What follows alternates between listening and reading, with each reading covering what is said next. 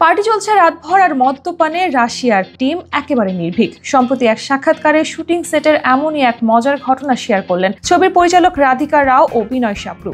2005 সালের no time for লাভ ছবির shooting এর সময় সালমান খান একটি পার্টি দিয়েছিলেন, যেখানে আমন্ত্রিত ছিলেন ছবির সঙ্গে যুক্ত রাশিয়ার একটি টেকনিক্যাল টিমও। পরিচালক রাধিকা রুশ কর্মীদের আগেই সাবধান করেছিলেন যেন তারা ভাইজানের পার্টিতে না যায়, কিন্তু রুশ কর্মীরা মানতে নারাজ ছিলেন। বলেন, আমরা রাশিয়ান, আমাদের মদ খাওয়াই কেউ হারাতে পারবে না। সেই আত্মবিশ্বাস নিয়ে তারা হাজির হন পার্টিতে। শুরু হয় টানা ভদকা খাওয়ার লড়াই, রাতভর চলতে থাকে মদ্যপান। তারা প্রমাণ করতে চাইলেন রাশিয়ানদের মতো মদ্যপান কেউ করতে পারে না। ঘন্টা কয়েকের মধ্যেই তাদের মাথা ঘুরতে থাকে। রাধিকা বলেন, কিছু লোক সিঁড়ি দিয়ে গড়িয়ে নামছিলেন, কেউ আবার ওখানেই মাটিতে লুটিয়ে পড়েছিলেন।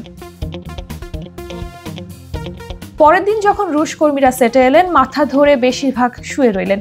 রাশিয়ানরা অত্যন্ত পেশাদার, তাই শুটিং বন্ধ করবে এরকম একটা কারণে এটা মেনে নিতে পারেনি। অথচ সালমান একদম সময় মতো শুটিং সেটে হাজির, পুরোপুরি ফিট আর একেবারে ফুরফুরে।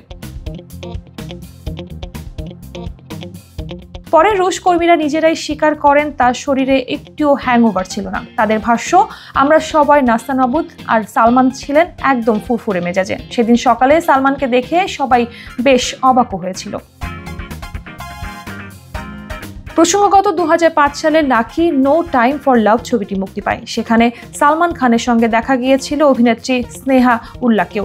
এই ছবির মাধ্যমেই বলিউডে পা রাখেন অভিনেত্রী। সালমান করেছিলেন আদিত্যর চরিত্রে অভিনয়।